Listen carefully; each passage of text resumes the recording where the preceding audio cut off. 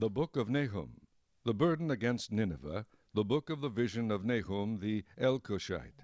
God is jealous, and the Lord avenges. The Lord avenges and is furious. The Lord will take vengeance on his adversaries, and he reserves wrath for his enemies.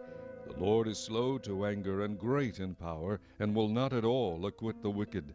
The Lord has his way in the whirlwind and in the storm, and the clouds are the dust of his feet. He rebukes the sea and makes it dry, and dries up all the rivers. Bashan and Carmel wither, and the flower of Lebanon wilts. The mountains quake before him, the hills melt, and the earth heaves at his presence, yes, the world and all who dwell in it. Who can stand before his indignation, and who can endure the fierceness of his anger?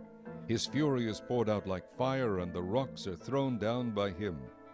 The Lord is good, a stronghold in the day of trouble, and he knows those who trust in him. But with an overflowing flood he will make an utter end of its place, and darkness will pursue his enemies. What do you conspire against the Lord? He will make an utter end of it. Affliction will not rise up a second time. For while tangled like thorns, and while drunken like drunkards, they shall be devoured like stubble fully dried. From you comes forth one who plots evil against the Lord, a wicked counselor. Thus says the Lord, though they are safe, and likewise many, yet in this manner they will be cut down when he passes through. Though I have afflicted you, I will afflict you no more. For now I will break off his yoke from you, and burst your bonds apart. The Lord has given a command concerning you. Your name shall be perpetuated no longer. Out of the house of your gods I will cut off the carved image and the molded image. I will dig your grave, for you are vile. Behold, on the mountains the feet of him who brings good tidings, who proclaims peace. O Judah, keep your appointed feasts, perform your vows, for the wicked one shall no more pass through you. He is utterly cut off. Chapter 2. He who scatters has come up before your face. Man the fort, watch the roads, strengthen your flanks, fortify your power mightily. For the Lord will restore the excellence of Jacob like the excellence of Israel, for the emptiers have emptied them out and ruined their vine branches. The shields of his mighty men are made red. The valiant men are in scarlet, the chariots come with flaming torches. In the day of his preparation, and the spears are brandished, the chariots rage in the streets. They jostle one another in the broad roads. They seem like torches, they run like lightning. He remembers his nobles, they stumble in their walk. They make haste to her walls, and the defense is prepared. The gates of the rivers are opened, and the palace is dissolved. It is decreed, she shall be led away captive, she shall be brought up, and her maidservants shall lead her as with the voice of doves beating their breasts. Though Nineveh of old was like a pool of water, now they flee away. Halt, halt, they cry, but no one turns back. Take spoil of silver, take spoil of gold. There is no end of treasure, or wealth of every desirable prize. She is empty, desolate, and waste. The heart melts, and the knees shake. Much pain is in every side, and all their faces are drained of color. Where is the dwelling of the lions, and the feeding place of the young lions? Where the lion walked, the lioness and lion's cub, and no one made them afraid? The lion tore in pieces enough for his cubs, killed for his lionesses, filled his caves with prey, and his dens with flesh. Behold, I am against you, says the Lord of hosts. I will burn your chariots in smoke, and the sword shall devour your young lions.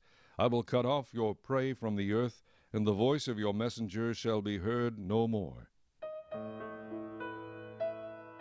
Chapter 3. Woe to the bloody city! It is all full of lies and robbery. Its victim never departs. The noise of a whip and the noise of rattling wheels, of galloping horses, of clattering chariots. Horsemen charge with bright sword and glittering spear. There is a multitude of slain, a great number of bodies, countless corpses. They stumble over the corpses, because of the multitude of harlotries of the seductive harlot, the mistress of sorceries, who sells nations through her harlotries, and families through her sorceries. Behold, I am against you, says the Lord of hosts. I will lift your skirts over your face. I will show the nations your nakedness, and the kingdoms your shame. I will cast abominable filth upon you, make you vile, and make you a spectacle. It shall come to pass that all who look upon you will flee from you and say, Nineveh is laid waste, Who will bemoan her? Where shall I seek comfort is for you. Are you better than Ammon, that was situated by the river, that had the waters around her, whose rampart was the sea, whose wall was the sea? Ethiopia and Egypt were her strength, and it was boundless. Put and Lubim were your helpers, yet she was carried away. She went into captivity. Her young children also were dashed to pieces. At the head of every street they cast lots for her honorable men, and all her great men were bound in chains. You also will be drunk, you will be hidden, you also will seek refuge from the enemy. All your strongholds are fig trees with ripened figs. If they are shaken, they fall into the mouth of the eater. Surely your people in your midst are women. The gates of your land are wide open for your enemies. Fire shall devour the bars of your gates. Draw your water for the siege, fortify your strongholds. Go into the clay and tread the mortar, make strong the brick kiln. There the fire will devour you, the sword will cut you off, it will eat you like a locust. Make yourself many like the locust, make yourself many like the swarming locusts. You have multiplied your merchants more than the stars of heaven. The locust plunders and flies away. Your commanders are like swarming locusts, and your generals like great grasshoppers, which camp in the hedges on a cold day. When the sun rises, they flee away, and the place where they are is not known. Your shepherds slumber, O king of Assyria. Your nobles rest in the dust.